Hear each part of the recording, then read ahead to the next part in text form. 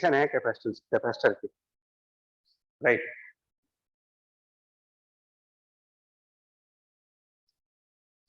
ये डेफिनेशन है कि capacitor is combination of two conductors having equal and opposite charges. और जो कंडक्टर्स हैं उनको हम स्पेसिफिकली नाम प्रोवाइड कर देंगे, उनको आप प्लेट्स का नाम दोगे। प्लेट वो ज्योमेट्री की वजह से नहीं बोल रहे, ये एक टर्मिनोलॉजी है कि जो कंडक्टर्स होते हैं उनको प्लेट का नाम दिया जाए, भले वो कंडक्टर सिलेंडर के फॉर्म में हो, स्फीयर की फॉर्म में हो, चाहे किसी भी फॉर्म में हो।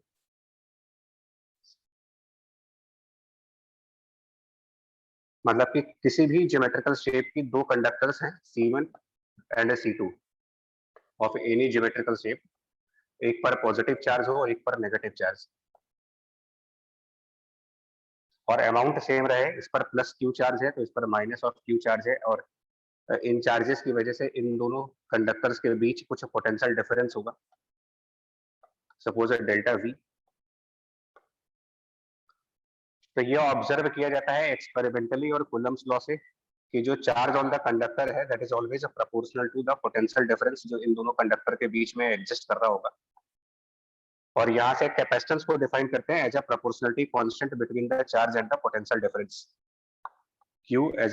Q equals to some proportionality constant capital C known as a capacitance multiplied by this potential difference। So capacitance को डिफाइन करने के लिए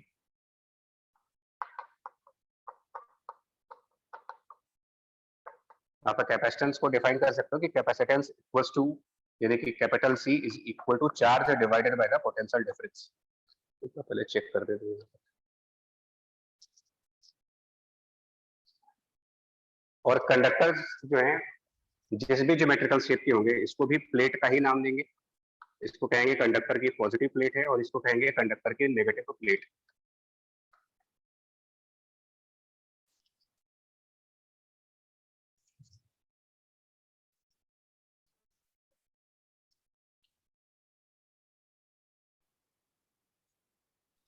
राइट, तो ये कह रहे हैं यार कैपेसिटर मतलब कि आप हमेशा ध्यान रखने के कॉम्बिनेशन है दो कंडक्टर्स के, और दोनों कंडक्टर पर चार्ज होगा, एक पर पॉजिटिव एक पर नेगेटिव, उन दोनों कंडक्टर में पोटेंशियल डिफरेंस भी होगा, चार्ज और पोटेंशियल डिफरेंस के बीच प्रोपोर्शनलिटी होगी, इसको प्रूफ किया जा सकता है कूलम्स लॉ से। और proportionality constant capital C as a capacitance introduce किया जा रहा है। सो कैपेसिटेंस की डेफिनेशन यहां से बन जाती है charge divided by the potential difference.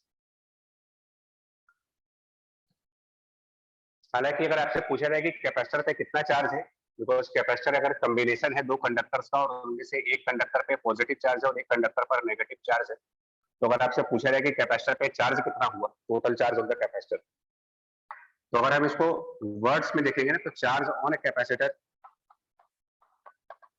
वैसे तो जीरो हुआ, बिकॉज कैपेसिटर का मतलब ये दोनों कंडक्टर का कॉम्बिनेशन कैपेसिटर कह रहे हैं, तो एक पर प्लस क्यू चार्ज और एक पर माइनस क्यू चार्ज है। So ideally charge on the capacitor zero होना चाहिए, बट जो हम लैंग्वेजेस यूज करते हैं चार्ज ऑन द कैपेसिटर, उसका मतलब आपको ये निकालना है means magnitude on the charge on any one conductor.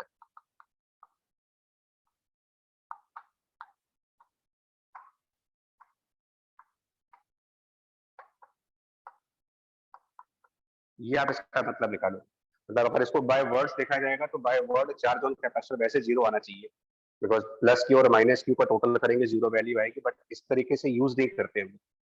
जब भी क्वेश्चन में कहा जाए find the charge on capacitor या कैपेसिटर है दिस मच चार्ज, तो उसका मतलब ये निकलता है कि एक कंडक्टर पे उतना पॉजिटिव चार्ज आएगा और दूसरे कंडक्टर पर उतना ही नेगेटिव चार्ज आएगा।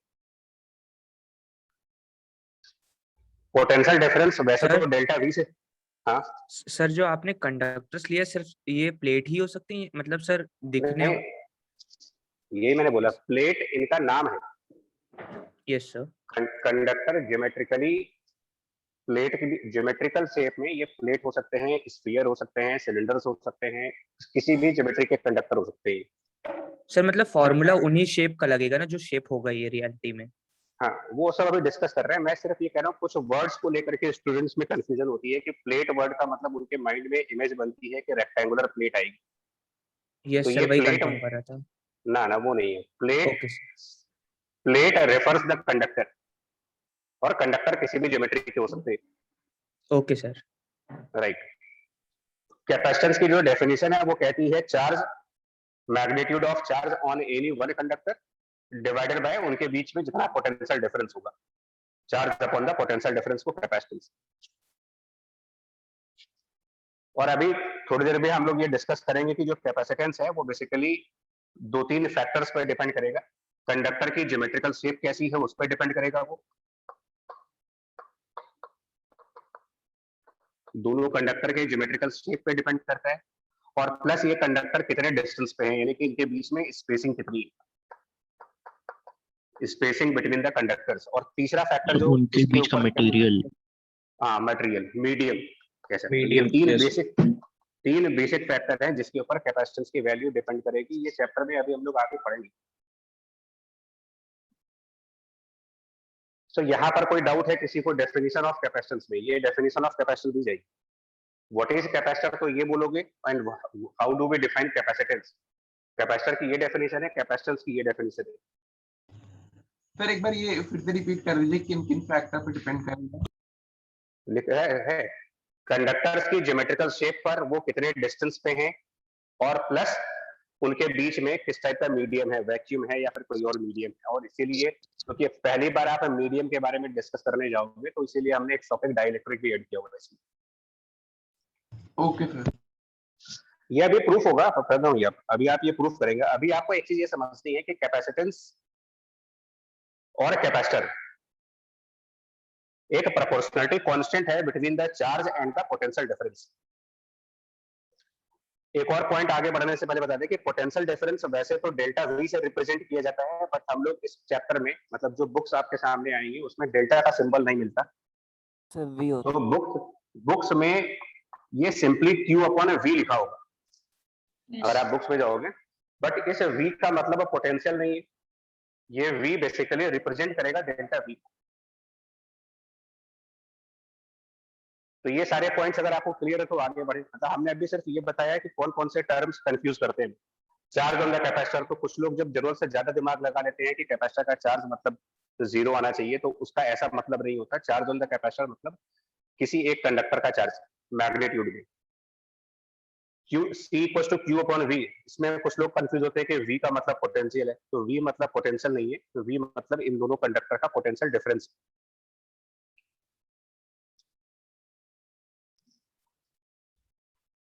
बोलिए। Yes, sir. Sir. Sir. Right, Yes, sir. Right. अब क्या होता है,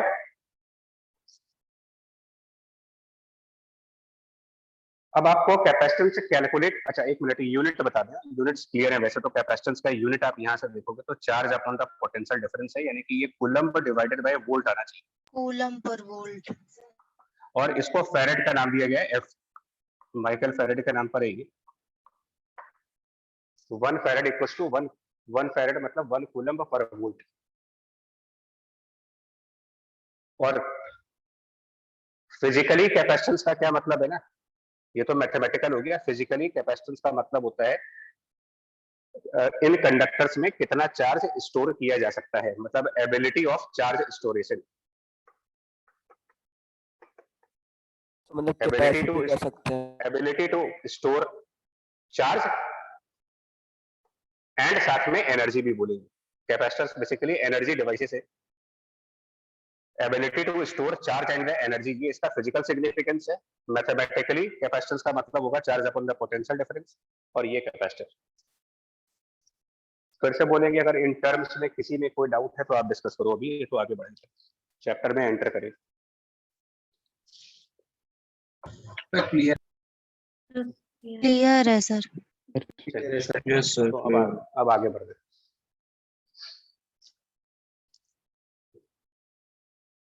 अब इसका मतलब हम थोड़ा सा इस रिलेशन को समझना चाह रहे हैं। C equals to Q upon delta V का क्या मतलब होता है। देखिए, नॉर्मली हमको कैपेसिटेंस प्रोवाइड किए जाते हैं, मतलब किसी क्वेश्चन में अगर कहा जाए कि एक कैपेसिटर है, फॉर एग्जांपल अगर आपसे कहा जाए कि अ कैपेसिटर रेटेड एज, उसकी कुछ वैल्यू दी जाए, मान लीजिए a capacitor rated as suppose that 5 mu F. Mu F का मतलब हो गया micro microfarad. microfarad. A capacitor rated as 5 μF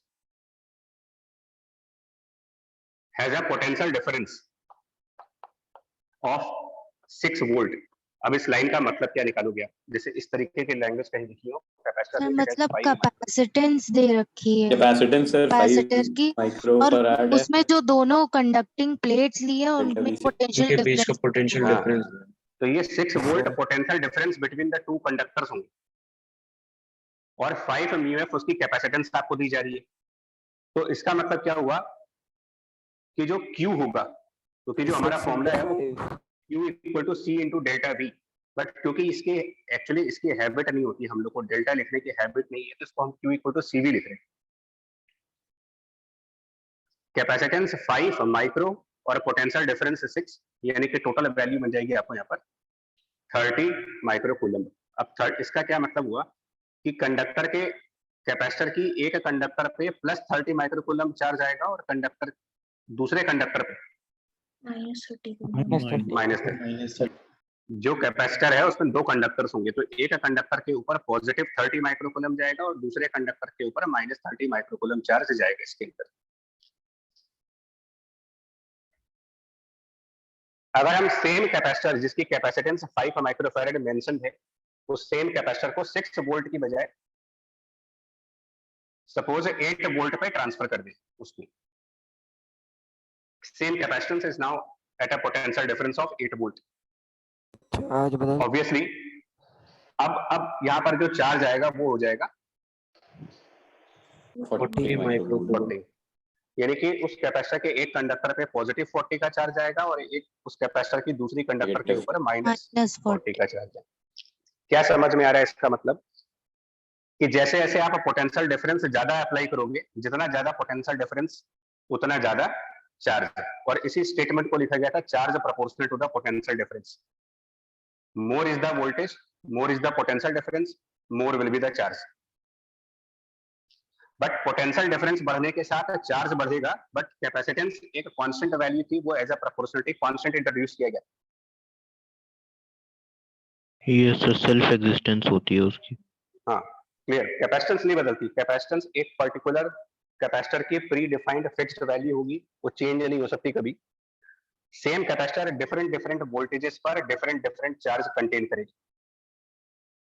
तो मतलब किसी मटेरियल की इनहेरेंट प्रॉपर्टी है वो। राइट, हाँ रेजिस्टिविटी की मटेरियल के नहीं, कैपेसिटेंस इनहेरेंट प्रॉपर्टी है सेट ऑफ 2 कंडक्टर्स, उनके बीच की स्पेसिंग, उनकी ज्योमेट्री और उनके बीच के मीडियम। Okay sir. मतलब कि एज लॉन्ग एज आप ये कह सकते हो कि as long as geometrical shape of conductors, spacing between conductors और मीडियम बिटवीन द कंडक्टर्स, ये 3 फैक्टर्स, एज लॉन्ग एज ये तीनों चीजें आपकी कांस्टेंट है, जब तक अगर ये कांस्टेंट है, तो इसका मतलब ये हो जाएगा कि जो कैपेसिटेंस है वो एक कांस्टेंट वैल्यू रहेगी। अगर आप पोटेंशियल डिफरेंस बढ़ाओगे तो उसी प्रोपोर्शन में चार्ज की वैल्यू बढ़ेगी, ये इसका मतलब है। पोटेंशियल डिफरेंस को डाउन करिए, चार्ज भी डाउन हो जाएगा उसका। पोटेंशियल डिफरेंस 0 करेंगे, चार्ज 0 हो जाएगा।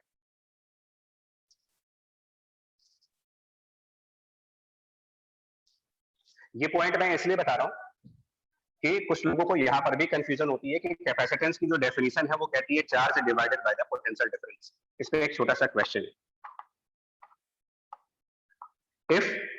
वो कहते हैं कि if capital V which is the potential difference is a doubled,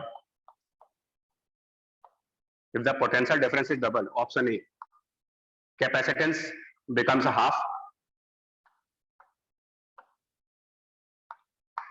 charge becomes a double, इस तरीके से कह रहे हैं आपसे, मान लीजिए। थर्ड कोई और कॉम्बिनेशन मान लें, फिलहाल 2 से आंसर बताएं। तो कुछ लोग सेकंड वाला होगा सर, चार्ज डबल्ड होगा, कैपेसिटेंस सेम रहेगा। हाँ, ये अभी जो पीछे एग्जांपल दिया था कि 5 माइक्रोफैराड कैपेसिटेंस को 6 वोल्ट पे लगाइए, 30 माइक्रोकूलम चार्ज आएगा। 5 माइक्रोफैराड को 8 वोल्ट पे लगा दीजिए, 40 का चार्ज आएगा। मतलब कि वोल्टेज बदलने पर क्यों बदलता है, ये चीज नहीं बदलती। तो अगर हम डिनोमिनेटर को डबल करेंगे तो न्यूमरेटर उसी प्रपोर्शन में डबल होगा, यानी करेक्ट आंसर होगा Q becomes double, capacitance as it is रहेगा, C रिमेन्स सेम। अगर आप इस ऑप्शन को भी ऐड कर दो तो ये आंसर भी सही हो जाएगा।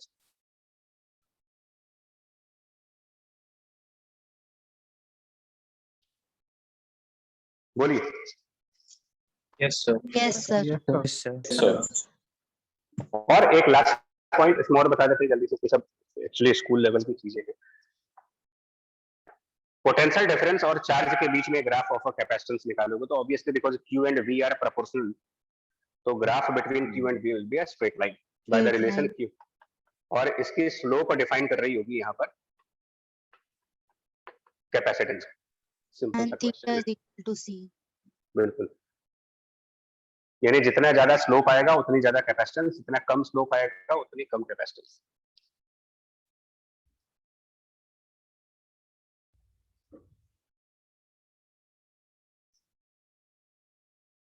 नोट कर लिया इसको? Yes, Yes, sir. sir. अब हम क्या करने जा रहे हैं, कैपेसिटेंस को कैलकुलेट करने के लिए कुछ स्टेप्स हैं। कैलकुलेशन ऑफ कैपेसिटेंस कैसे करोगे?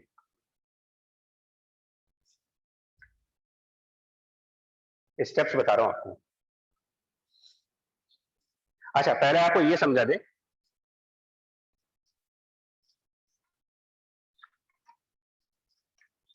हालांकि ये लेक्चर ऑलरेडी हो चुका है कैलकुलेशन ऑफ कैपेसिटेंस करने के लिए। आप पहले स्टेप पर क्या करोगे, take plus Q and minus Q on conductors.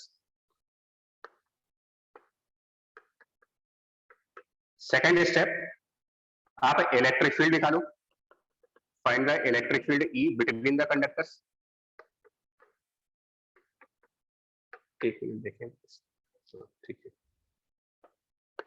दिख रहा है यार, ये छोटा छोटा तो नहीं लिख रहे कोई? Visual है Yes, sir. sir. दिख रहा है sir.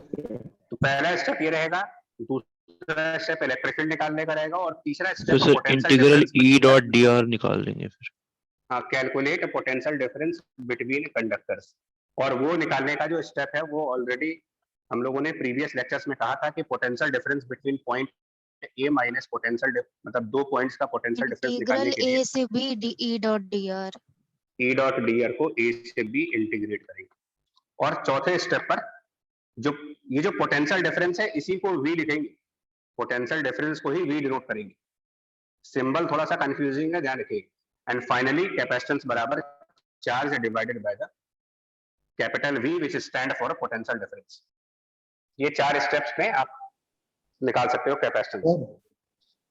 सर एक लैंग्वेज में दिक्कत होती है सर, जैसे ए और बी पॉइंट्स है तो उसमें कभी भी कोई कह देता है कि ए और बी के बीच का पोटेंशियल डिफरेंस बताओ, तो सर अब V A minus V B उसको बताएं कि V B minus V A बताएं सर? ये potential difference between A and B का मतलब होता है VA माइनस VG। और अगर पूछते हैं हाई A से B में पोटेंशियल से लो पोटेंशियल जाते हैं शायद से। वैसे भी डिफरेंस पॉजिटिव होता है। जी sir. Difference of any two values is positive number. अगर वो चेंज इन पोटेंशियल पूछे, जी सर, डिफरेंस पूछा जाएगा तो आपको हमेशा पॉजिटिव आंसर बोलना है। चेंज ऑफ पोटेंशियल तो चेंज पॉजिटिव नेगेटिव आ सकता है। अब अगर हम A से B जा रहे हैं और कहा जाए find the change of potential, तो फिर ये VB माइनस VE होगा, final minus initial. Okay sir, समझ गए। और पोटेंशियल डिफरेंस जब बोला जाएगा तो it is always higher potential minus lower potential. जी सर। चलिए, कैपेसिटेंस। अब जैसे कि यहाँ लिखा है कि कैपेसिटर में 2 कंडक्टर चाहिए आपको, तो वो 2 कंडक्टर किसी भी ज्योमेट्रिकल शेप के हो सकते हैं। नॉर्मली हमारे सिलेबस में 3 है। पहला पैरेलल प्लेट कैपेसिटर,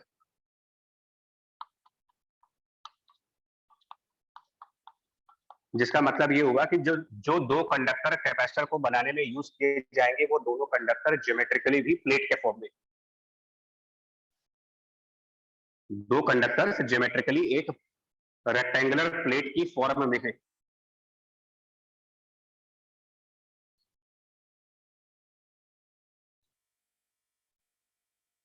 और इस तरीके से है कि इनके बीच का जो गैप है स्मॉल डी वो काफी छोटा है और बाकी जो इसके डायमेंशन है बी और एल वो काफी बड़ी डायमेंशन है, मतलब लेंथ इसकी स्पेस के कंपेयर में काफी ज्यादा है और प्लेट्स की विड्थ भी काफी ज्यादा है, मतलब ये लार्ज प्लेट्स मान जाएंगे।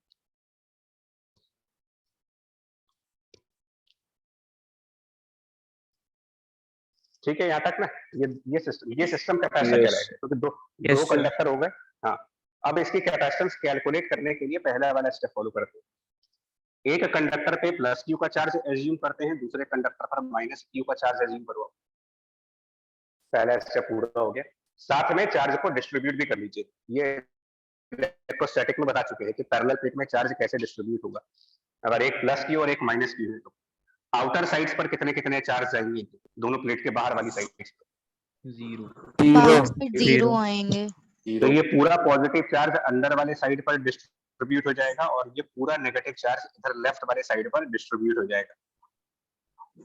उसके बाद मतलब चार्ज के साथ उसका डिस्ट्रीब्यूशन भी कर ले। सेकंड पॉइंट, प्लस से माइनस की तरफ इलेक्ट्रिक फील्ड सेटअप होगी। ये चीज भी हम कई बार कर चुके हैं। दो पैरेलल प्लेट्स के बीच में इलेक्ट्रिक फील्ड का कैलकुलेशन किया जा चुका है प्रीवियस लेक्चर्स में। Q upon Q upon A A epsilon. और ये एक यूनिफॉर्म इलेक्ट्रिक फील्ड है क्योंकि इसमें डिस्टेंस का कोई टर्म नहीं आ रहा। तीसरा स्टेप पोटेंशियल डिफरेंस निकालने का, क्योंकि इलेक्ट्रिक फील्ड इस केस में यूनिफॉर्म है तो इसको इंटीग्रेशन से बाहर ले सकते हैं और पोटेंशियल डिफरेंस हम डायरेक्टली लिख सकते हैं। इलेक्ट्रिक फील्ड को आउट ऑफ इंटीग्रेशन ले जाएं तो dr इंटीग्रेट होकर के इन दोनों के बीच का डिस्टेंस बन जाएगा। तो potential difference directly Q upon A epsilon not multiplied by D। इसमें इंटीग्रेशन की कोई जरूरत नहीं पड़ेगी। और चौथे स्टेप पर Q और V का रेशियो फाइंड करें। Fourth step, Q and V का रेशियो। Q और V का रेशियो फाइंड कर लीजिए, वो इस सिस्टम की कैपेसिटेंस। सर ये सर पहले भी निकाल लिया था रिलेशन हाँ। में। तो कल आपसे कहा था कैपेसिटेंस आधे से ज्यादा तो हम लोग इनडायरेक्ट वे में कर चुके हैं, बस आज फॉर्मेलिटी करेंगे उसकी। Q अपॉन V कैपेसिटेंस, इसकी वैल्यू आ जाएगी A epsilon divided by D। और यही बात पहले कही गई थी कि कैपेसिटेंस ज्योमेट्रिकल फैक्टर पर डिपेंड करता है, प्लेट के एरिया पर, D मतलब उन दोनों के बीच के स्पेस पे, और एप्सिलॉन ये अभी आपको मीडियम जब डाइलेक्ट्रिक पढ़ाएंगे मीडियम तब के बताएंगे। हाँ, तो ये पहला स्टैंडर्ड रिजल्ट हुआ दो पैरेलल प्लेट्स के लिए कैपेसिटेंस की value area of a plate epsilon not divided by D।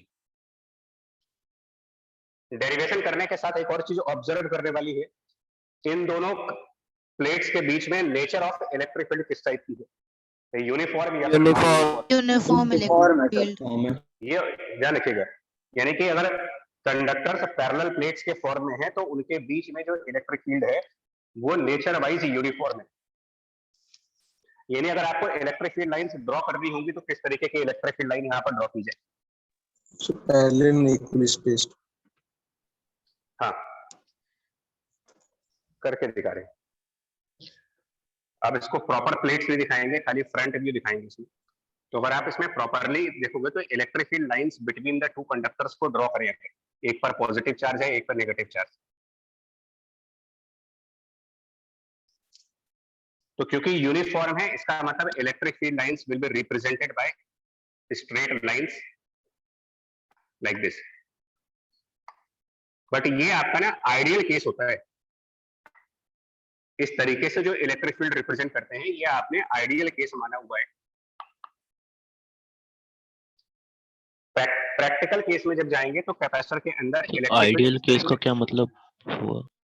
Ideal case का मतलब ये हुआ कि ये हमारा एक तरीके का अजम्पशन है और प्लेट के बीच में स्पेसिंग टेंडिंग टू जीरो मानी गई है। Space between the plates tending to zero है। नॉन आइडियल केस मतलब कि रियलिस्टिक कंडीशंस पे चले अगर, तो रियलिस्टिक कंडीशंस में ये इलेक्ट्रिक फील्ड लाइंस कुछ इस तरीके के नहीं मिलेंगी आपको। प्लेट्स के सेंटर पर तो वो लगभग यूनिफॉर्म होंगे, प्लेट के सेंटर पर ऑलमोस्ट यूनिफॉर्म होते हैं, लेकिन जैसे जैसे आप प्लेट के एंड पॉइंट की तरफ चलते हो इलेक्ट्रिक फील्ड लाइंस थोड़ी सी नॉन यूनिफॉर्म नेचर की होने लगती है, कुछ इस टाइप से होने लगती है। सर इससे फाइनाइट वायर में अपवर्ड और डाउनवर्ड डेविएशन आता है किस टाइप की? क्या कह रहे हो बच्चे? सो जैसे हम लोग ने फाइनाइट वायर का जब गॉस लॉ से रिलेशन किया था तो उसमें हाँ। अपवर्ड और डाउनवर्ड डेरिवेशन थोड़ा डेविएशन लेकिन आएगा। जाएंगी तो सारी एक कंडक्टर से दूसरे कंडक्टर तक ही ना। हाँ जा रही है, लेकिन पैरेलल लाइंस के फॉर्म में नहीं जा रही ना, कर्व लाइंस के फॉर्म में जा रही है। Yes sir. मतलब ये रियलिस्टिक केस है, रियल केस। मतलब हालांकि न्यूमेरिकल्स के अंदर हम ये वाला मानते हैं, न्यूमेरिकल करेंगे तो हम यही कहेंगे कि कैपेसिटर के अंदर इलेक्ट्रिक फील्ड इस तरीके से होती है, बट रियल कंडीशंस में जो प्लेट की एंड पॉइंट्स हैं वहां पर इलेक्ट्रिक फील्ड नॉन यूनिफॉर्म है, इसको एंड इफेक्ट के नाम से पढ़ते हैं। कई बार क्वेश्चंस में आपके लिखा होगा नेग्लेक्ट एंड इफेक्ट। जब ऐसा लिखा हो ना क्वेश्चन में कि नेग्लेक्ट एंड इफेक्ट, या कहीं कहीं पर कुछ बुक्स में इसको एज इफेक्ट भी कहा गया है, तो एंड इफेक्ट या एज इफेक्ट को नेग्लेक्ट कर देने का मतलब ये हुआ कि आप इलेक्ट्रिक फील्ड की नॉन यूनिफॉर्मिटी को नेग्लेक्ट कर दीजिए, आप ये वाला केस कंसिडर करेंगे, और बाय डिफॉल्ट भी हम यही वाला केस कंसिडर करेंगे। सर आइडियल केस का मतलब यहाँ पर मतलब क्या सिचुएशन है? आइडियल कैपेसिटर उसको बोलते हैं जो इलेक्ट्रिक फील्ड सिर्फ प्लेट के बीच में रहे। आइडियल कैपेसिटर की इलेक्ट्रिक फील्ड सिर्फ दोनों प्लेट के बीच में एडजस्ट करती है, उसके अलावा हर कहीं पर जीरो हो। इनके बाहर भी जीरो होगी, इधर भी जीरो होगी, जहां पर ये प्लेट्स खत्म हो जाएंगी उसके जस्ट आउटसाइड भी इलेक्ट्रिक फील्ड जीरो होगी, और यहां पर जब खत्म हो जाएगा तो भी इसके आउटसाइड जीरो होगी। That is ideal capacitor. Ideal capacitor means electric field is present only between the conductors, outside कहीं पर कोई इलेक्ट्रिक फील्ड नहीं होगी। रियल कैपेसिटर में जहां पर प्लेट्स खत्म हो रही है उनके बाहर भी इलेक्ट्रिक फील्ड है, इधर जहां पर प्लेट्स खत्म हो रही है इनके बाहर भी इलेक्ट्रिक फील्ड है। इनफैक्ट थोड़ी बहुत इलेक्ट्रिक फील्ड लाइंस इधर भी होती हैं, इधर भी होती है। तो आप ये डेरिवेशंस करते हो इनको इनफाइनाइट मान करके, प्रैक्टिकली कोई भी सरफेस इनफाइनाइट नहीं हो सकती।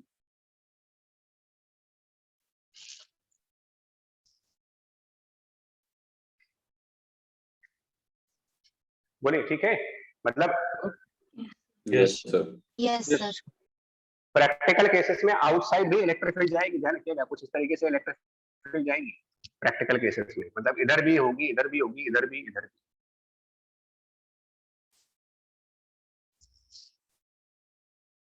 और ये चीज आगे आपको एक टॉपिक को समझने में हेल्प करता है। आगे फ्यूचर में एक टॉपिक आएगा जिसके अंदर हम force on the dielectric calculate करेंगे, वहां पर ये इफेक्ट कंसिडर किया जाएगा, तब हम इस इफेक्ट को कंसिडर करेंगे।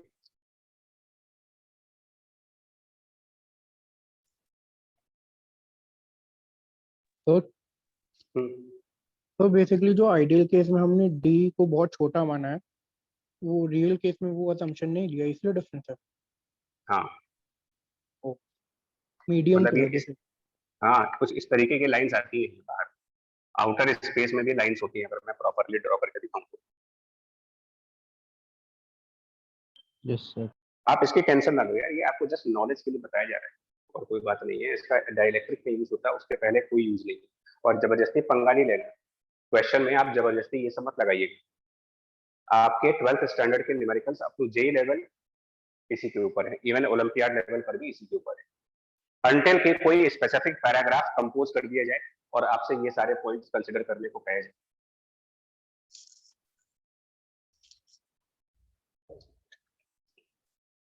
ठीक है, यहाँ तक पॉइंट समझ में आ रहा है? Yes sir. Yes yes sir. Sir. अब ये रिजल्ट जाने के लिए कैपेसिटेंस का A epsilon divided by D, और इससे एक फैक्ट ऑब्वियस है, स्पेसिंग जितनी कम होगी, कंडक्टर्स के बीच में डिस्टेंस जितना कम करोगे, उनकी कैपेसिटेंस उतनी ज्यादा आएगी। Capital A which is the area of the plates, ये जितना लार्जर है, ऑब्वियस बात है, फॉर्मूले से क्लियर है, ज्यादा बड़ा एरिया रखेंगे तो कैपेसिटेंस ज्यादा आएगी, और डिस्टेंस कम करेंगे तो भी कैपेसिटेंस ज्यादा आएगी। सर सर एक चीज कंफर्म करनी है सर, किसी भी कंडक्टर का जो सरफेस होता है, आउटर सरफेस, वो इक्विपोटेंशियल होता है। हाँ, कंडक्टर के पूरा सरफेस इक्विपोटेंशियल होगी। तो आज सर एक चीज कंफर्म करना है, तो ये जो रियल केस आपने बनाया है, इसमें जितनी भी फील्ड लाइंस बनाई है, ये सब नॉर्मली होते हुए जाएगी ना, मतलब सरफेस से कंडक्टर के सरफेस पर नॉर्मल होगी, मतलब जब वो ये सर सरफेस पे, सरफेस, यस सर, हाँ, सरफेस पर तो हम नहीं, ये सब नहीं। बिल्कुल सर वही कंफर्म करना था। हाँ, वो डायग्राम डायग्राम से थोड़ा बनाने सा में नहीं दिख रहा था। ना वो एक्चुअली ऐसे निकलती हैं नॉर्मली और फिर थोड़ा सा डेविएट कर जाते हैं और फिर यहाँ नॉर्मल आ जाते हैं। ये बीच में सर actual में डेविएशन आएगा। Yes sir, yes. हाँ, इस तरीके से यहाँ परपेंडिकुलर बीच में ऐसे। वो हमने एक रफ डायग्राम बनाया है।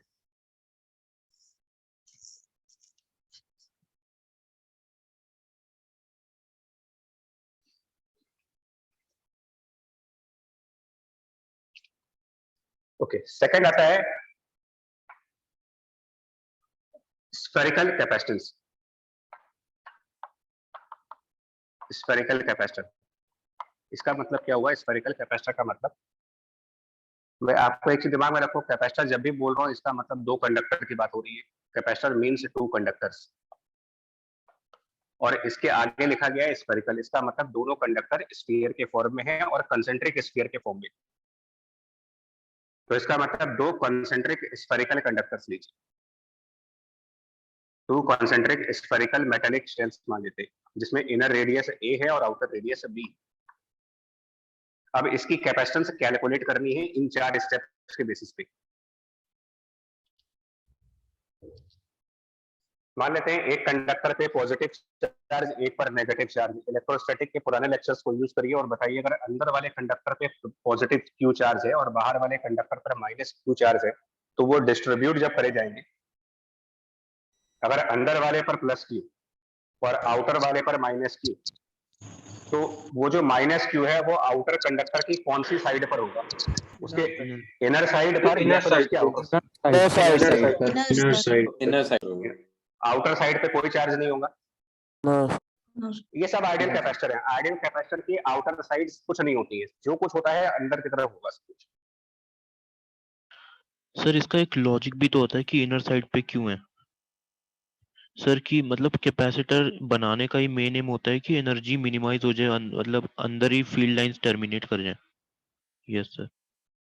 हाँ बिल्कुल ठीक है, पहला हो गया। दूसरा इलेक्ट्रिक फील्ड, क्योंकि ये स्फेरिकल कंडक्टर्स हैं तो इलेक्ट्रिक फील्ड लाइंस रेडियली होंगी, पॉजिटिव से नेगेटिव की तरफ। तो रेडियल डायरेक्शंस में आप इसमें इलेक्ट्रिक फील्ड की लाइंस दिखा सकते हो। पैरेलल प्लेट कैपेसिटर में electric field lines parallel lines के फॉर्म में दिखाएंगे, स्फेरिकल कैपेसिटर में electric field lines radial lines के फॉर्म में दिखाएंगे।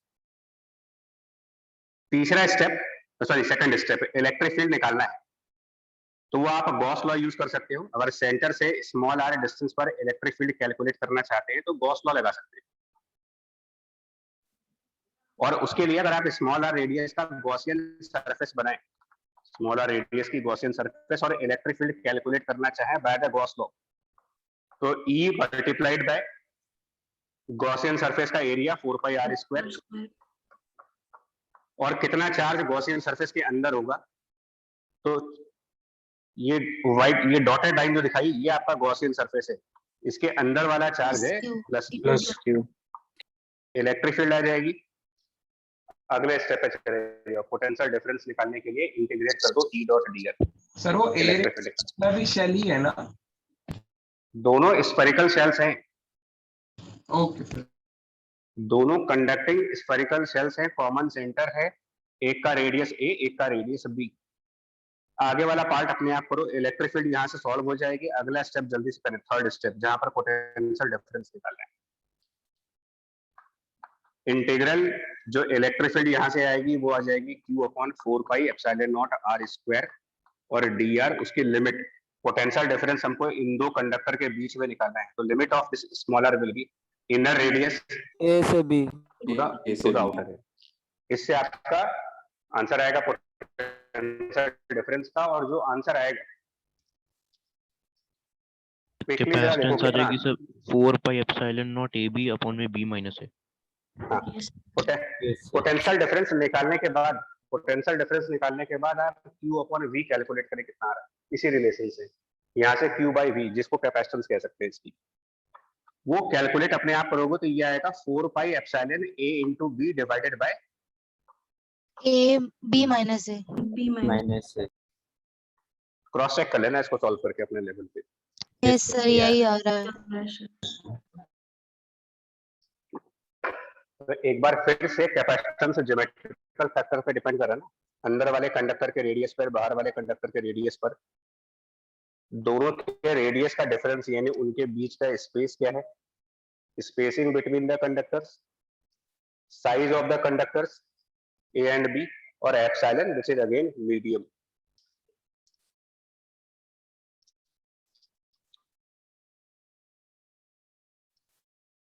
Unlike parallel plate capacitor, unlike, इस बार भी यूनिफॉर्म इलेक्ट्रिक फील्ड है क्या? No sir. No sir. No sir. Parallel plate capacitor के अंदर यूनिफॉर्म इलेक्ट्रिक फील्ड है, बट स्फेरिकल कैपेसिटर के अंदर जो इलेक्ट्रिक फील्ड है वो 1/r² पे डिपेंडेंट है। Yes sir.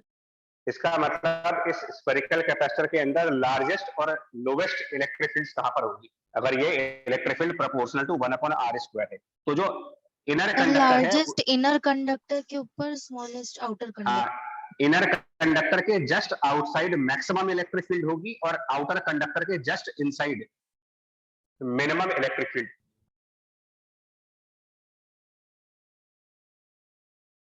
आ रही बात है समझ में? इनर कंडक्टर के Yes, just sir. Outside maximum electric field और आउटर कंडक्टर के जस्ट इनसाइड। सर हाँ सर एक बात बताइए सर, मिनिमम 0 नहीं होगी? नहीं, बिटवीन द कंडक्टर की बात कर रहा हूँ मैं, अंदर अच्छा, की अच्छा, बातें नहीं ओके। होगी। वैसे तो 0 है, वैसे तो यहाँ पर इलेक्ट्रिक फील्ड 0 है। ये तो स्टेटमेंट मैंने अभी बोल ही दिया है कि जो कैपेसिटर हम लोग पढ़ेंगे 12th स्टैंडर्ड पर, उनमें इलेक्ट्रिक फील्ड सिर्फ दोनों कंडक्टर के बीच वाले स्पेस में ही लेनी है। जो दो कंडक्टर्स हैं उनके बीच का जो स्पेस है सिर्फ वहीं पर इलेक्ट्रिक फील्ड प्रेजेंट होगी, उसके अलावा बाकी सभी स्पेस में इलेक्ट्रिक फील्ड 0 होगी। यानी कि अंदर वाले स्पेस में 0 होगी और आउटर स्पेस में 0 होगी। वो आप चाहो तो गॉस लॉ से भी देख सकते हो।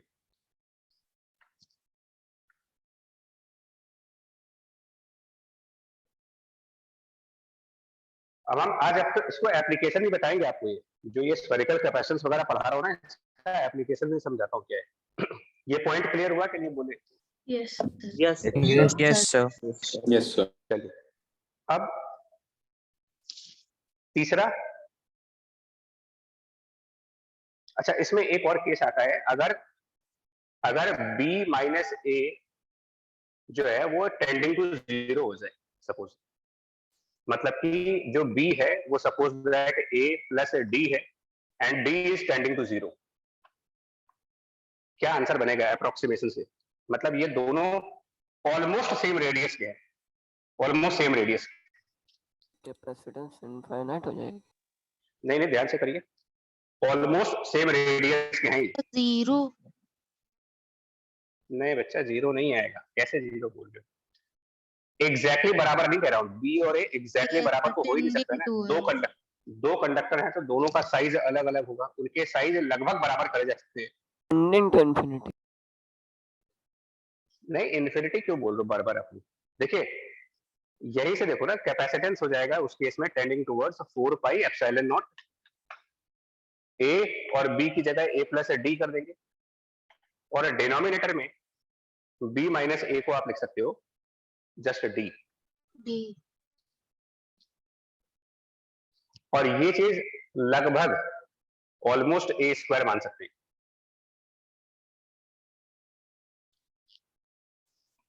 क्योंकि a plus d and d is tending to 0, तो ये लगभग a हो जाएगा। इसका मतलब ये इतना आ जाएगा। ये कैपेसिटेंस की वैल्यू 4 पाई a² एप्सिलॉन अपॉन d, और 4 पाई a² लगभग आपका कैपिटल ए यानी एरिया मान सकते हैं इसको। अच्छा फिर डी का क्या करेंगे सर? डी उन दोनों के बीच का गैप हो अच्छा गया। हाँ okay Actually, sir, yes sir, हाँ ठीक ये है सर, पैरेलल समझ प्लेट गया। कैपेसिटर हो गया, ये पैरेलल प्लेट कैपेसिटर हो गया। इसके जस्ट पहले वाला जो पढ़ा था आपने, a epsilon divided by d, अगर ये गैप बहुत ज्यादा छोटा कर दोगे, मतलब जहां पर एक स्फीयर है उसके जस्ट बाहर दूसरा स्फीयर बनाइए जस्ट आउटसाइड, तो क्या ये सरफेसेस पैरेलल सरफेसेस नहीं मानी जा सकती अगर इनके बीच में गैप लगभग 0? Yes sir. मतलब the two surfaces are now nearly parallel surfaces. तो जब भी दो पैरेलल सरफेस हो जाएंगी तो वहां पर a एप्सिलॉन अपॉन d, यही तो पीछे पढ़ा गया था। ठीक है। अच्छा इसके बाद एक और पॉइंट बताने आपको, हालांकि कैपेसिटर वैसे तो दो कंडक्टर्स का कॉम्बिनेशन है, मतलब कैपेसिटर अगर हम कॉमन लैंग्वेज में जाए तो it is combination of two conductors, but single conductor की भी कैपेसिटेंस को डिफाइन किया जा सकता है। यस सर, सिंपली उसका चार्ज डिवाइडेड बाय उसका पोटेंशियल। राइट, मतलब कैपेसिटेंस ऑफ दूसरे सरफेस को इंफिनिटी पे मान लें। हाँ, सिंगल कंडक्टर की अगर आप बात करें तो capacitance of single conductor can also be defined by the charge of that conductor और divided by potential of that conductor. यहां पर आप पोटेंशियल बोल रहे हैं, पोटेंशियल डिफरेंस नहीं, बिकॉज जब एक ही कंडक्टर है तो डिफरेंस किसके साथ लोगे। Capacitance of a single conductor is the charge on that conductor divided by potential of that conductor. दो कंडक्टर्स में डिनोमिनेटर जो है वो पोटेंशियल डिफरेंस बन जाता है और सिंगल कंडक्टर में डिनोमिनेटर पोटेंशियल ऑफ कंडक्टर बनता है। तो अगर आपके पास एक सिंगल स्फेरिकल कंडक्टर हो, a single spherical conductor of some radius r, single spherical conductor of radius r having charge q,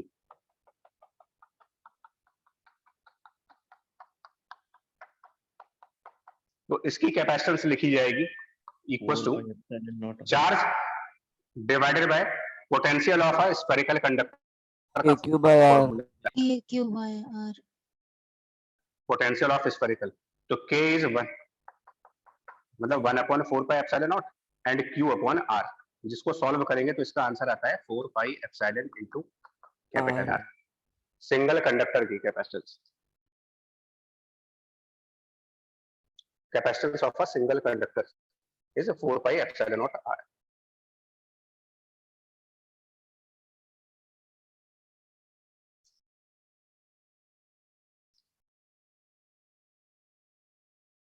ठीक है, yes sir, yes sir. Yes sir. जरा हमें जल्दी से आप ये बताओ कि सपोज एक single spherical conductor, single sir इसका सर लॉजिक पिछले वाले फॉर्मूला से ढूंढ लिया। अगर b very very greater than ये कर दें तो b माइनस a को हम लगभग b ले सकते हैं, b भी कट जाएगा, 4 पाई एप्सिलॉन नॉट a बन जाएगा।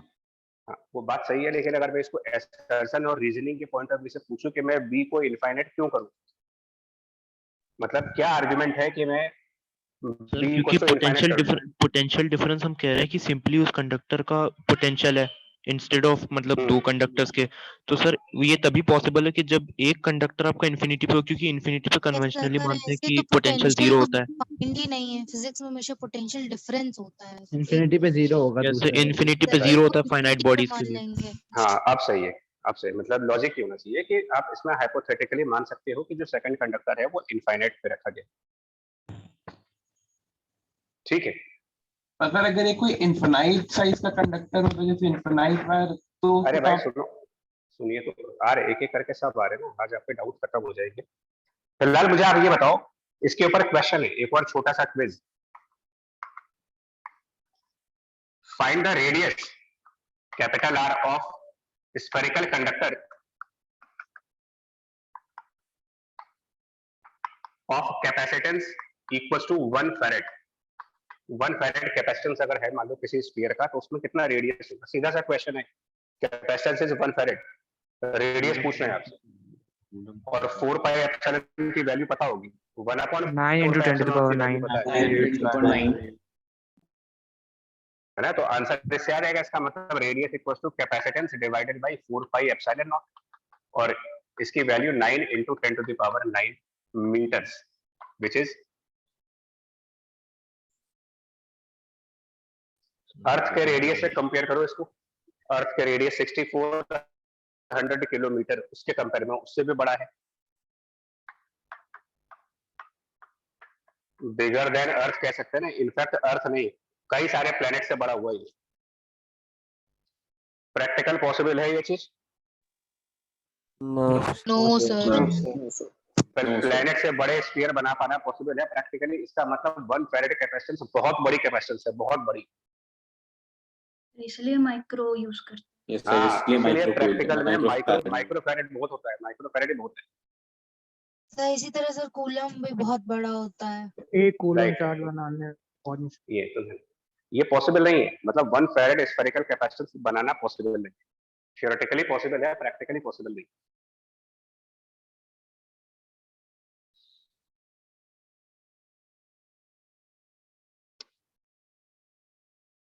ठीक है,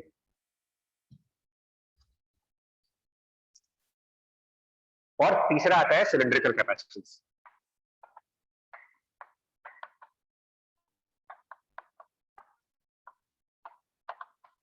इसमें दो सिलिंड्रिकल कंडक्टर्स आएंगे विथ कॉमन एक्सेस, जैसे वो कॉन्सेंट्रिक, इसमें एक सिलेंडर हो गया, इसके अंदर एक और सिलेंडर मान लीजिए।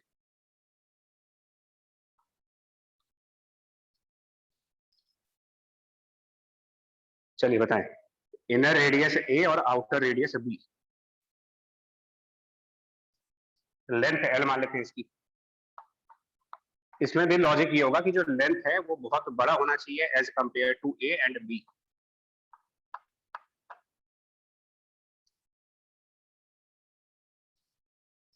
लगाओ पहला स्टेप यार, प्लस और माइनस है तो ये कंडक्टर सी, तो कंडक्टर वाली प्रॉपर्टीज ये भी होल्ड करेंगे। जितना पॉजिटिव चार्ज है वो इनर कंडक्टर के आउटर साइड पे होगा, और जितना नेगेटिव चार्ज है वो आउटर कंडक्टर की इनर साइड पर होगा। इसमें अगर आप स्मॉल आर डिस्टेंस पर इलेक्ट्रिक फील्ड निकालते हो सेकंड स्टेप के लिए, फिर से गॉस लगाएंगे, लेकिन अब की बार गॉसियन सरफेस क्या बनाओगे आप? सिलेंडर। तो एक सिलिंड्रिकल गॉसियन सरफेस अगर बनाते हैं जिसका रेडियस स्मॉल आर का है, and quickly Gauss law apply कर देंगे, तो आंसर आ जाएगा। सुनिएगा, इलेक्ट्रिक फील्ड अगर यहाँ पर कैपिटल ई मानते हैं तो गॉस लॉ के हिसाब से E multiplied by cylindrical Gaussian surface का एरिया 2 पाई आर एल, और उसके उस सिलिंड्रिकल गॉसियन सरफेस के अंदर पॉजिटिव चार्ज है डिवाइडेड बाय एप्सिलॉन। आ गया इलेक्ट्रिक फील्ड आ गया। अगले स्टेप पे चलेगा, पोटेंशियल निकालो, पोटेंशियल डिफरेंस। नेक्स्ट स्टेप पे इंटीग्रल इलेक्ट्रिक फील्ड की वैल्यू आ रही है Q upon 2 pi epsilon R L, और यहाँ पर डी आर, लिमिट आर की ए से बी। पोटेंशियल डिफरेंस निकालिए, और उसके बाद पोटेंशियल डिफरेंस निकालने के बाद आखिरी स्टेप फॉलो कर लो, Q बाई V निकाल लो। इसका इंटीग्रेशन लॉग में आ जाएगा, dr बाई आर है तो dr बाई आर का इंटीग्रेशन लॉग में। ln आंसर जो आएगा, फिर से मैं आंसर ही लिख रहा हूँ, आंसर आएगा 2 पाई epsilon into length upon natural log b by a। Yes sir, यही आ रहा है। ये इसकी कैपेसिटेंस आएगी।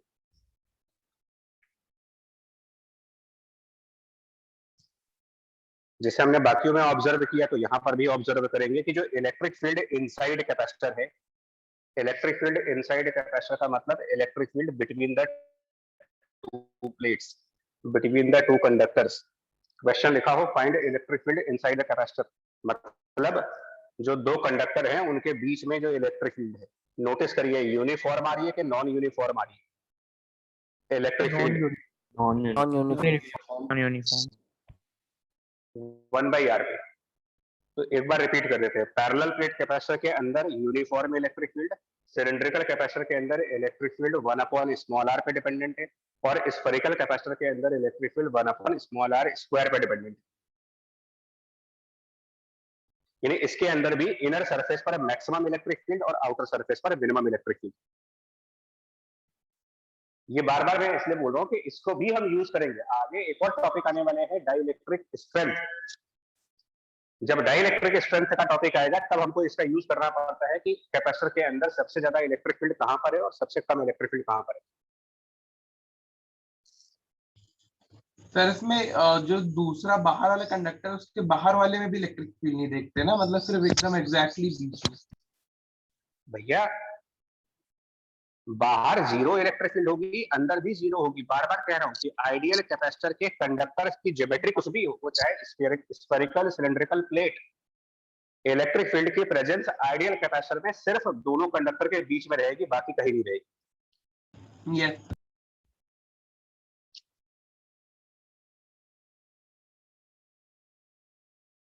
ये आपके 3 बेसिक कैपेसिटेंस हमने कैलकुलेट करके दिखाए।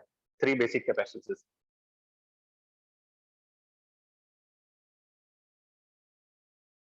सर कमर्शियली कौन सा यूज होता है कैपेसिटर? पैरेलल प्लेट, वो डिफरेंट केसेस में होता है, पैरेलल प्लेट ही ज्यादा चलता है। इसका मोस्ट कॉमन एप्लीकेशन आपके कीबोर्ड्स में होता है। जो कीबोर्ड को प्रेस करते हैं तो बेसिकली उसके नीचे 2 प्लेट्स होती है और उसकी पूरी फंक्शनिंग कैपेसिटेंस के वर्किंग पे ही बेस्ड है। कीबोर्ड को प्रेस करने से 2 कंडक्टर के बीच का डिस्टेंस कम किया जाता है, कैपेसिटेंस बढ़ाई जाती है वहां पर। आगे इंजीनियरिंग का पार्ट है। कैमरे की फ्लैश लाइट में, जो पुराने कैमरे आते थे उनकी फ्लैश लाइट्स में कैपेसिटेंस का यूज है।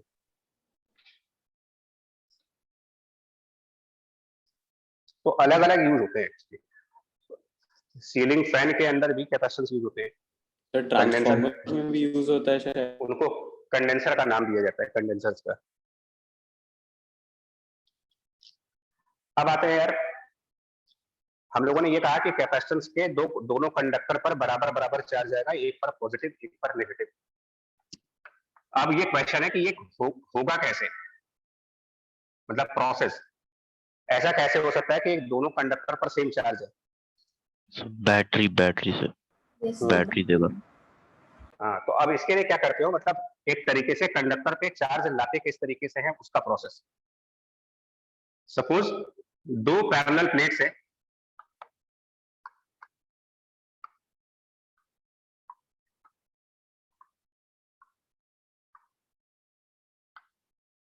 मान लिया जाए कि 2 पैरेलल प्लेट्स है और इस पर कोई चार्ज नहीं है, नो चार्ज, इस पर भी कोई चार्ज नहीं,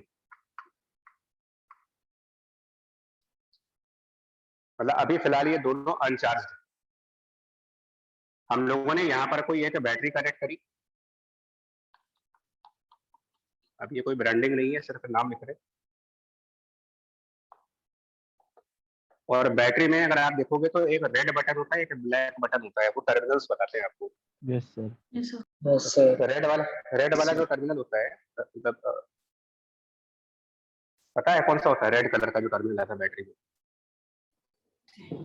पॉजिटिव होता है शायद। रेड पॉजिटिव है और ब्लैक नेगेटिव। यानी कि उससे हमें क्या करना, मान लो एक बैटरी है और ये ऑब्वियसली इस बैटरी का कुछ वोल्टेज होगा,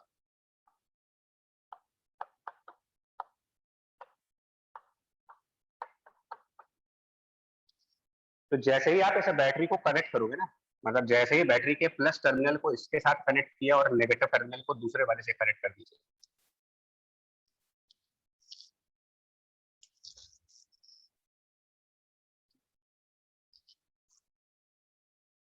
कैपेसिटर का एक मेडिकल यूज भी है, पता नहीं तुम लोग को पता है कि नहीं पता है। जो सीवियर हार्ट अटैक से बातें हैं सर वो जो सब पेस में कर दो।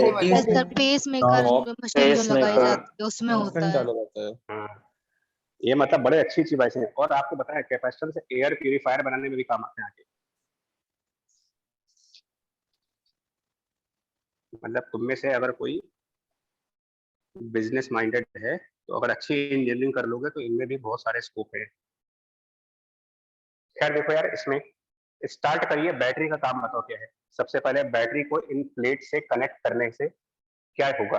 Potential difference. और ध्यान से सुनना, बहुत सुनिएगा ध्यान से। आप इसमें वायर लगाओगे,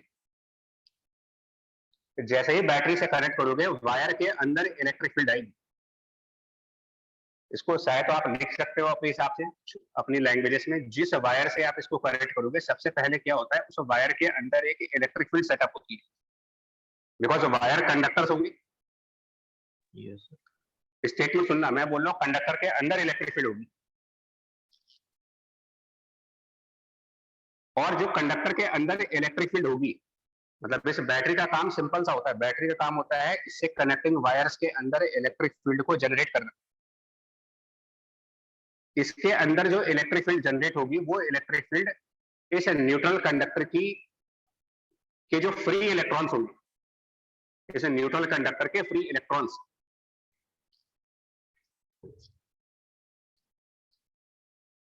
ठीक है मैं फिर बोल रहा यार, एक वायर के अंदर इलेक्ट्रिक फील्ड होगी इसको ड्रॉ नहीं करना, आप लिखते जाइएगा।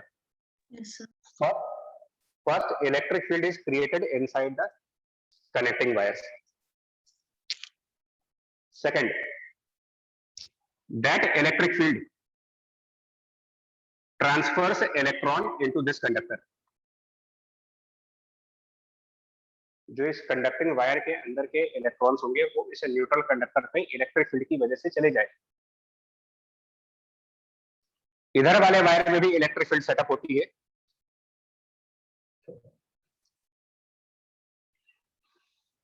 और इसके अंदर इलेक्ट्रिक फील्ड की डायरेक्शन थोड़ी अपोजिट आती है, जो क्या करता है, इस प्लेट के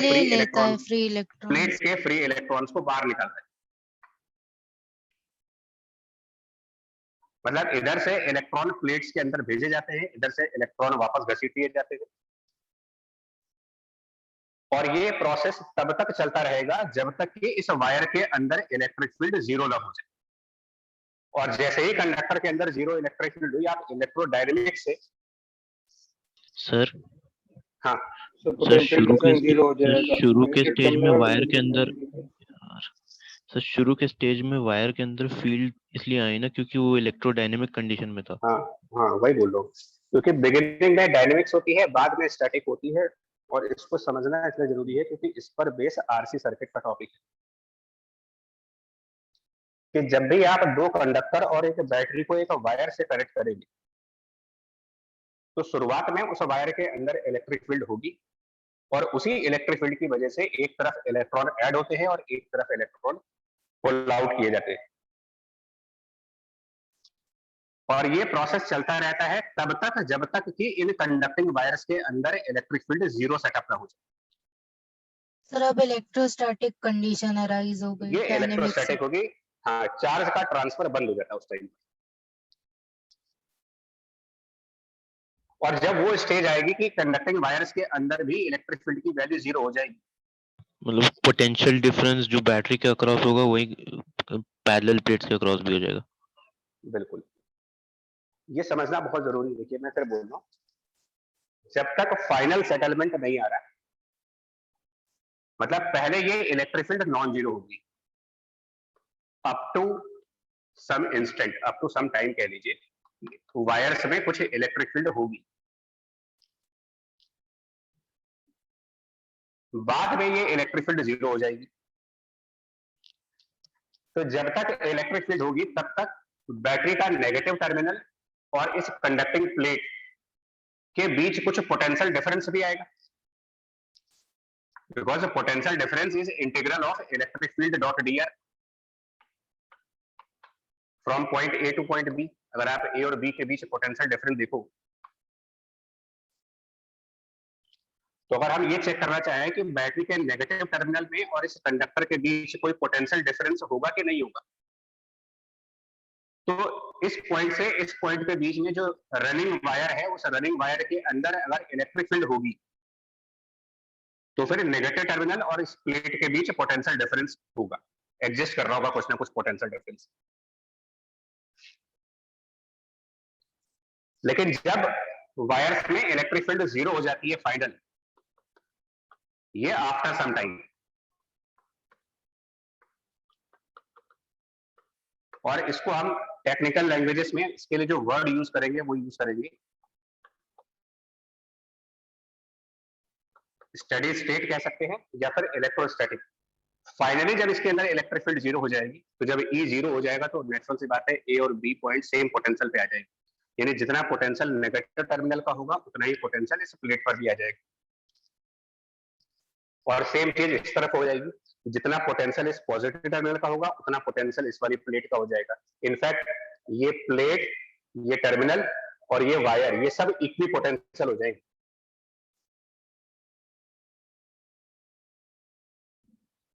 आ रही है बात समझ में कि फाइनल मोमेंट पर, पहले वाले मोमेंट पर नहीं, फाइनल मोमेंट पर प्लेट, टर्मिनल और वायर ये सब इक्वी पोटेंशियल, ये प्लेट, ये वायर, ये टर्मिनल, ये सब इक्वी पोटेंशियल।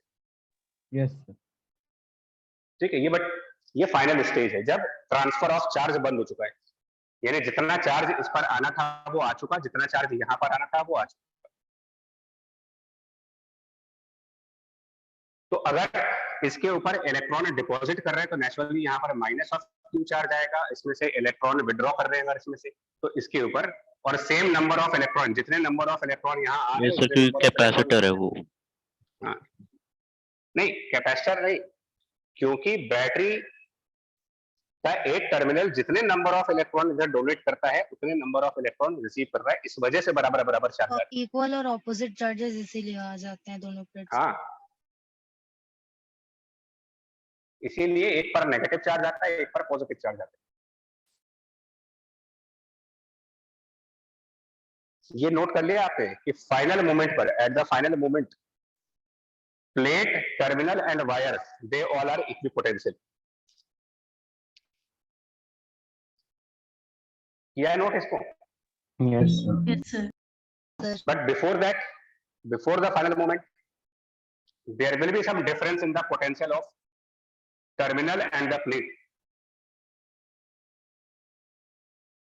और बैटरी एक और डिवाइस बता दीजिए। बैटरी एक डिवाइस होती है जिसके दोनों टर्मिनल के बीच में एक फिक्स्ड पोटेंशियल डिफरेंस रहता है। चाहे जितने इलेक्ट्रॉन यहां से चले जाए, चाहे जितने इलेक्ट्रॉन यहां से आ जाए, बैटरी एक स्पेसिफिक डिवाइस है जिसके दो टर्मिनल्स के बीच की पोटेंशियल डिफरेंस कांस्टेंट रहेगी। सर 3 तरह के होते हैं शायद सर, ईएमएफ होता है, वोल्टेज ड्रॉप, और ईएमएफ अलग है, वो जो करंट इलेक्ट्रिसिटी में, तो ईएमएफ एक अलग पॉइंट है।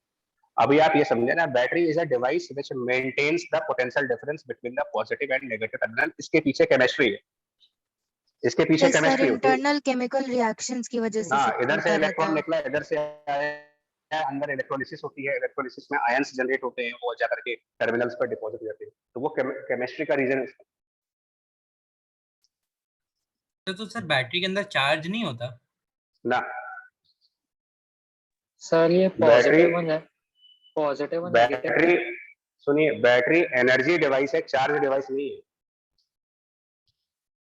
सर ये पॉजिटिव और नेगेटिव टर्मिनल के बीच में जितना पोटेंशियल डिफरेंस होगा उतना ही दोनों प्लेट के बीच में जनरेट होगा ना, potential difference. Finally yes sir, yes sir, शुरुआत में नहीं होगा ये चीज। Yes sir. ये तो बात समझने वाली है कि ये इन दो प्लेट के बीच का पोटेंशियल डिफरेंस अगर पूछा जाए, इन दोनों प्लेट्स के बीच पोटेंशियल डिफरेंस, सुनना स्टेटमेंट, बिगिनिंग में इन दोनों प्लेट पर चार्ज इंक्रीज करेंगे और जैसे जैसे चार्ज इंक्रीज करेगा वैसे वैसे इन दोनों प्लेट्स का पोटेंशियल डिफरेंस भी इंक्रीज करेगा। तो प्लेट्स के बीच का पोटेंशियल डिफरेंस वेरिएबल क्वांटिटी है, बैटरी के टर्मिनल्स के बीच का पोटेंशियल डिफरेंस कांस्टेंट क्वांटिटी है, और ये पोटेंशियल डिफरेंस वेरी करके 0 से स्टार्ट होगा और वेरी करता हुआ फाइनली इन दोनों प्लेट का पोटेंशियल डिफरेंस और इन दो टर्मिनल्स का पोटेंशियल डिफरेंस बराबर हो जाएगा। ये बात आ रही समझ में? मतलब sir yes sir, constant potential plate में फाइनली वो कराएगा कांस्टेंट पोटेंशियल डिफरेंस। अरे यार तुम स्टेटमेंट सुनो भाई मेरी। किसका पोटेंशियल डिफरेंस कांस्टेंट कह रहे हो? सर मैं कह रहा हूँ बैटरी का पोटेंशियल डिफरेंस पूरे प्रोसेस के लिए कांस्टेंट रहेगा, पर दोनों प्लेट्स का पोटेंशियल डिफरेंस फाइनली ही जाके कांस्टेंट होगा, बीच में वेरिएबल रहेगा। हाँ, वो 0 से स्टार्ट होगा और जब तक इन दोनों प्लेट का पोटेंशियल डिफरेंस बैटरी के पोटेंशियल डिफरेंस से मैच नहीं कर जाता तब तक ट्रांसफर ऑफ चार्ज होता रहेगा। Yes sir.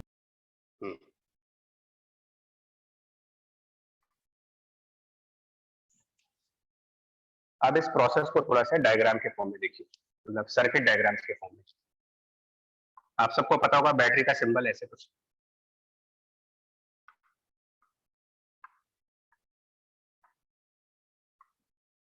सपोज बैटरी का पोटेंशियल डिफरेंस V है, it is potential difference of the battery.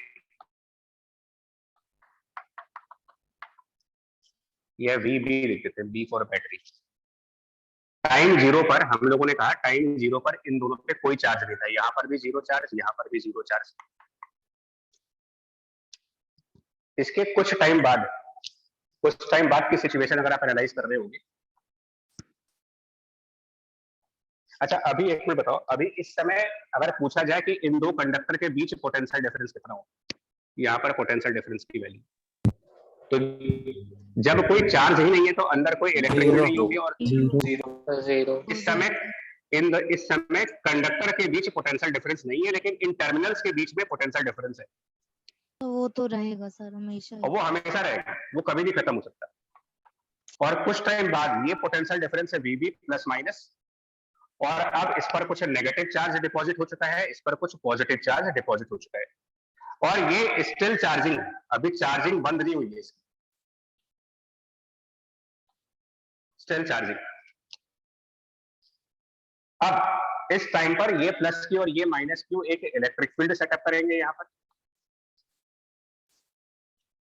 जिस इलेक्ट्रिक फील्ड की वैल्यू आप इलेक्ट्रोस्टैटिक वाले फिनोमेना से निकाल सकते हो, Q divided by A epsilon 0।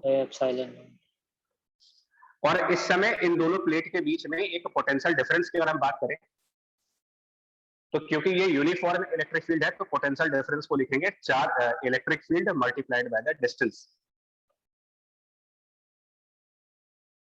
और इसमें स्मॉल q वेरिएबल है यहाँ पर।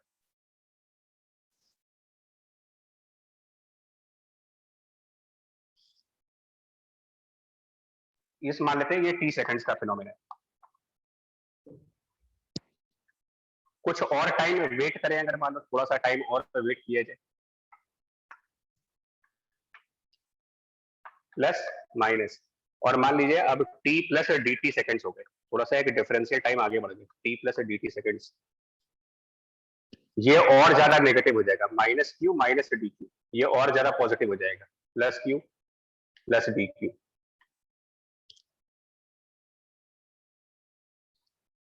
कब तक ये चलेगा, ये चीज कब तक होती रहेगी, मतलब यहाँ से यहाँ आ रहे हैं, यहाँ से यहाँ जा रहे हैं, ये फिनोमेना होगा जब तक दोनों के बीच का पोटेंशियल पोटेंशियल भी ना हो जाए।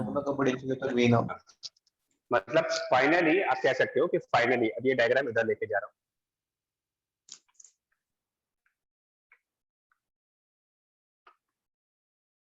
प्लस माइनस VB, फाइनली यहाँ पर प्लस ऑफ Q चार्ज है और ये माइनस Q चार्ज है, ये फाइनल आ चुका है, अब कुछ नहीं होगा, इसके बाद चार्जिंग बंद हो जाती है। और अब आप कह सकते हो कि इन दोनों प्लेट के बीच पोटेंशियल डिफरेंस बैटरी के पोटेंशियल डिफरेंस से मैच कर जाएगा, VB के बराबर। ठीक है, ये पूरा प्रोसेस। Yes sir.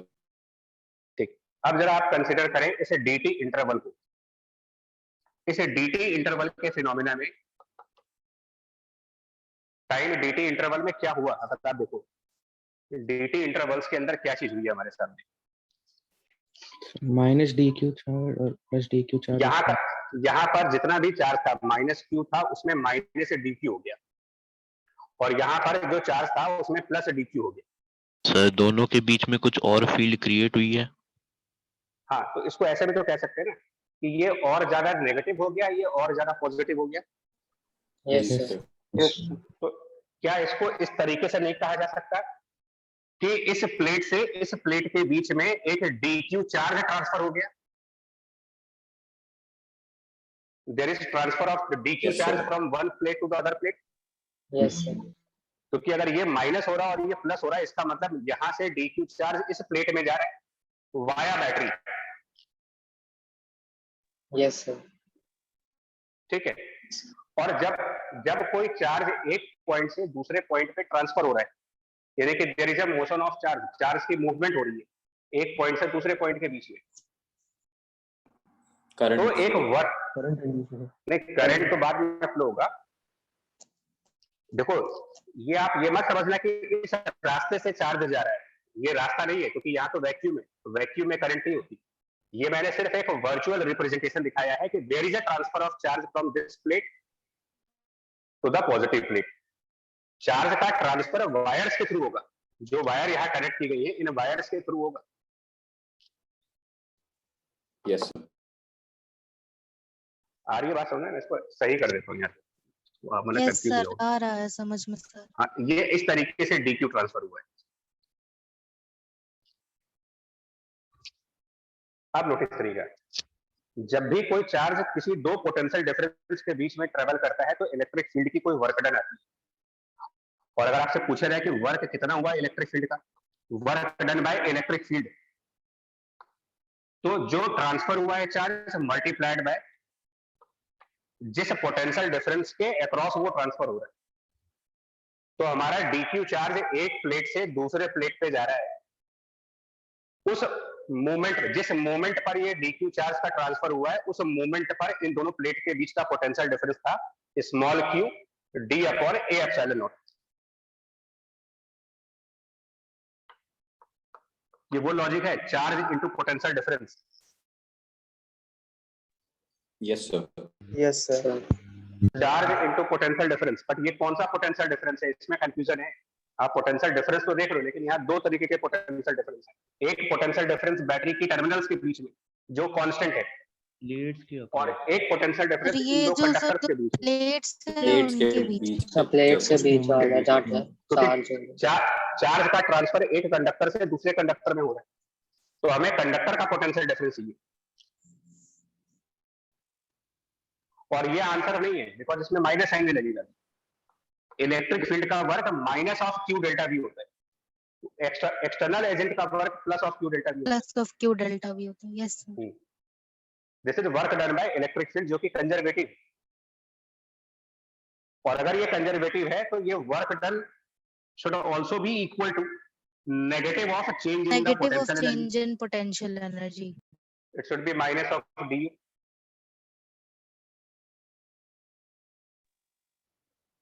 तो du equals to d upon a epsilon small q into dq। Integrate कर लें इसको। हमारा चार्ज कहां से स्टार्ट हुआ था? स्टार्टिंग में जो चार्ज था वो जीरो था, जीरो। और फाइनली कितना हो गया? Final capital Q. और इधर से हमारा पोटेंशियल एनर्जी आ जाएगा। तो यानी एक तरीके से एनर्जी ऑफ कैपेसिटर डिराइव हो रहा है। एनर्जी ऑफ कैपेसिटर की value q square by 2 epsilon q square by 2 a epsilon, और यहाँ पर ऊपर d, उस d को नीचे लिख सकते हो। और इसको हम लोगों ने डिफाइन कर रखा है। एक में बचा एक आ रहे capacitance. so that is why q square by 2c it is not energy of capacitor। अब आप इसकी हेडिंग डाल सकते हो ऊपर कि हम लोग एनर्जी ऑफ कैपेसिटर डिराइव कर रहे थे। सर हाँ सर, ये और कुछ ना होके वही half epsilon E square DV तो है, मतलब वही है। हाँ वो है, लेकिन एक्चुअली क्या होता है ना, मैं इसलिए इस मेथड को इसलिए बताया है, जैसे आपको बोर्ड का भी तो एग्जाम देना है ना, उसमें वो मेथड रॉन्ग है। मतलब वैसे गलत नहीं है, मतलब अगर आपको एक्सेप्ट नहीं करते वो लोग सर, मतलब नहीं करते, वो काट दिया जाएगा। सर बोर्ड मतलब वाले ऐसा क्यों होता है सर? अब भाई उसके लिए हमारे पास कोई आंसर नहीं है। मतलब अगर आपसे कहा जाए कि व्हाट इज मतलब derive the energy of capacitor, तो आपको ये लंबी चौड़ी कहानी दिखानी पड़ेगी, पूरी वर्किंग दिखानी पड़ेगी डायग्राम के साथ। हाँ, और कैसे समझ आएगा बिना डायग्राम के? मतलब सर वो ये बनाना ही तो पड़ेगा। गलत बात है सर, हमेशा ऐसा होता है। अब अच्छा, इसमें हम लोग भी कुछ नहीं कर सकते ना, हमारी तो हम लोग का बस चलता है तो हम हाफ एप्सिलॉन नॉट से करा देते। लेकिन अभी आपको एडवांटेज समझ में आएगा। तो एनर्जी बराबर Q square divided by 2c, energy of capacitor का फॉर्मूला। अच्छा, अब एक और बात है, भले ही इस फॉर्मूले को आपने पैरेलल प्लेट कैपेसिटर के लिए डेराइव किया हुआ है, डेरिवेशन पैरेलल प्लेट कैपेसिटर के लिए जरूर की गई है, but Q square by 2c energy of spherical capacitor भी होती है, Q square by 2c energy of cylindrical capacitance भी होगी, सबके लिए सेम एनर्जी। अब आपको इसके एडवांटेज दिखाते हैं।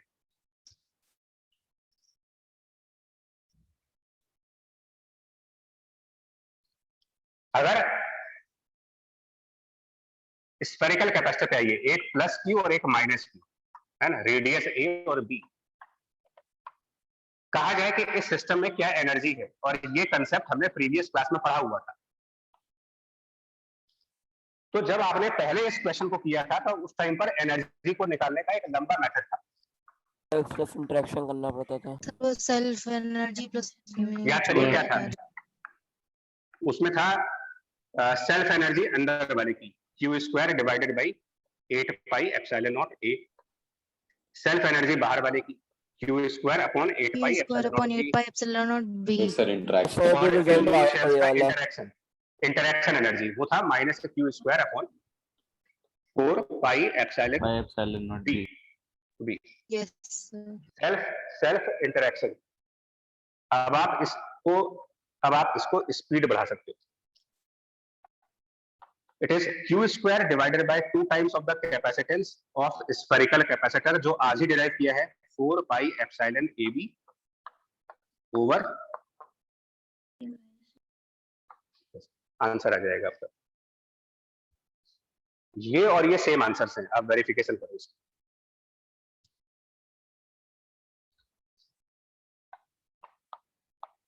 यस सर सेम करो वेरिफिकेशन। सेम है सर। और इवन हम आपको ये भी बताएंगे कि इवन अगर यहाँ डिफरेंट चार्जेस होते तो भी मैं इसी फॉर्मूले से एनर्जी को क्विकली फाइंड कर सकते हैं बिना सेल्फ और इंटरेक्शन के लफड़े में गए। आपको सेल्फ इंटरेक्शन देखने की जरूरत नहीं है, आप q²/2c कर दीजिए, आराम से एनर्जी आ जाएगी। सर इलेक्ट्रिक फील्ड वाले उससे भी कर सकते हैं, वो भी इजी पड़ेगा। ये सबसे छोटा मेथड है, यस सबसे छोटा मेथड। एक लाइन का, क्योंकि कैपेसिटर तो आपको वैसे भी याद रखनी है, पैरेलल प्लेट स्फेरिकल सिलेंड्रिकल की कैपेसिटेंस के फॉर्मूले तो वैसे भी याद करने। ये सर टोटल एनर्जी का है ना? टोटल। अब आपको पता चल जाएगा कि एनर्जी निकालने के 3 मेथड हो गए। एक मेथड पोटेंशियल था, हाफ QV वाला, एक मेथड इलेक्ट्रिक फील्ड था, और तीसरा मेथड एनर्जी को निकालने का कंडक्टर के केसेस में कैपेसिटर वाला, q² डिवाइडेड बाय 2c कर दीजिए, सीधा सीधा आंसर आ जाएगा। ये तो सबसे छोटा है सर लेकिन इक्वल एंड अगर ऑपोजिट different चार्ज होगा charges तभी हुए होगा। अगर मैग्नीट्यूड अलग अलग होता तो सर ये फॉर्मूला लगा सकते थे? नहीं, कोई जरूरत नहीं इक्वल अपोजिट की, मैं बता रहा हूँ आपको इक्वल अपोजिट कोई जरूरत नहीं। मान लो अंदर वाले पे सपोज ये A है, ये B, टाइम ओवर हो रहा है वैसे। सपोज A वाले पर आपका +3q चार्ज है और B वाले पर -q चार्ज है। चलिए डिस्ट्रीब्यूशन दिखाओ कैसे होगा। इनर साइड में 2q होगा। हाँ इनर साइड में यहाँ +3q दिखाएंगे अंदर वाले पे, सामने -3q और बाहर +2q करोगे। अब आपको अगर इसकी एनर्जी लिखनी हो पहले वाले मेथड से, तो अंदर वाले की self energy 3q² divided by 8 pi epsilon not A, बाहर वाले की सेल्फ एनर्जी जिसका चार्ज -q है, तो -q² divided by 8 pi epsilon not B, और अब इन दोनों का interaction energy q1 q2 -3q² upon 4 pi epsilon B। आएगा आंसर ये? यस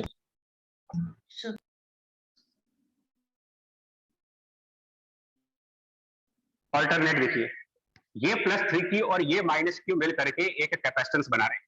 डेफिनेशन क्या बोलती है कैपेसिटर की? Equal opposite charge. तो ये दो चार्जेस इक्वल अपोजिट है।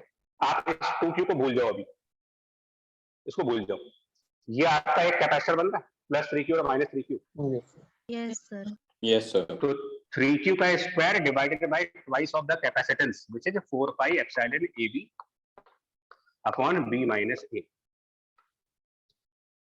और एक 2q चार्ज अकेला है, एक 2q चार्ज अकेला आउटर सरफेस पर है, सिंगल स्फेरिकल कंडक्टर की कैपेसिटेंस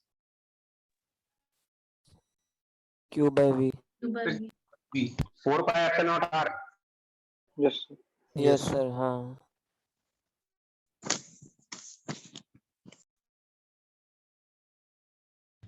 सर आपका वीडियो सर आपकी स्क्रीन सर फ्रीज हो गई, आवाज भी नहीं आ रही है। Yes sir.